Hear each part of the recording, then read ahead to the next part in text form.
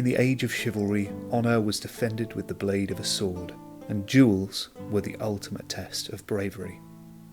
But were these legendary battles as romantic as the tales suggest? And how accurate are the duels depicted in films and on TV today? You're using Bonetti's defense against me, huh? I thought it fitting, considering the rocky terrain. The weapons were made to kill, and the armour was heavy. A single misstep could lead to horrific injury or even death. Under a chivalrous facade, duels could be resolved through deception and merciless tactics. One duel from 1127 highlights just how brutal and bloody they could be. Galbert of Bruges, a medieval chronicler, writes that Charles the Good, the Count of Flanders, had been hacked to death by knights armed with swords while at prayer at the Church of Saint Donation, and how chaos and outrage spread across Flanders as a result. It was revealed that the murder had been carried out at the request of the influential Ehrenbald family, and the conspirators were soon rounded up. Guy of Steenvoorde was accused of being part of the plot, as he was married to the niece of one of the conspirators, an accusation that he resoundingly denied. A knight by the name of Iron Herman challenged Guy to a duel to decide his innocence. Galbert of Bruges collected accounts from those who witnessed the duel and wrote the following.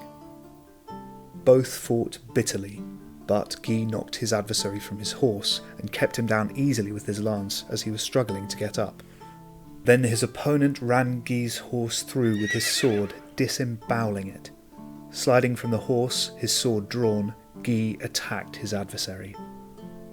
A continuous and bitter encounter followed, with exchanges of sword blows, until, worn out by the weight and burden of their arms, they threw away their shields and hastened to win the fight with their great strength in wrestling. Iron Herman fell prostrate to the ground, and Guy threw himself on top of him, pounding the knight's mouth and eyes with his iron gauntlets. But just as one reads of Antheus, the prostrate man gathered strength bit by bit from the coolness of the ground, and slyly made Guy think he was certain of victory while he rested. Meanwhile, having raised his hand very smoothly to the lower edges of the mail coat where Guy was unprotected, and grabbed him by the testicles, he collected his strength for a single effort and threw him from him, breaking open all the lower parts of his body by this grabbing throw, so that the prostrate Guy grew weak and cried out that he was defeated and was going to die. And though Guy of Steenvoorde still proclaimed his innocence, the results of the trial were undeniable.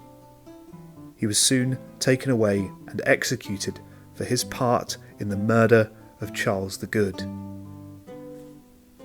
Results like this weren't uncommon, as medieval duels would often go on until the death of one or both of the fighters.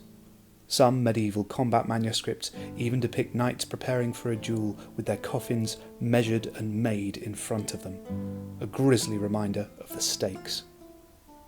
Duels weren't restricted to knights alone. There are even depictions of judicial duels between husband and wife.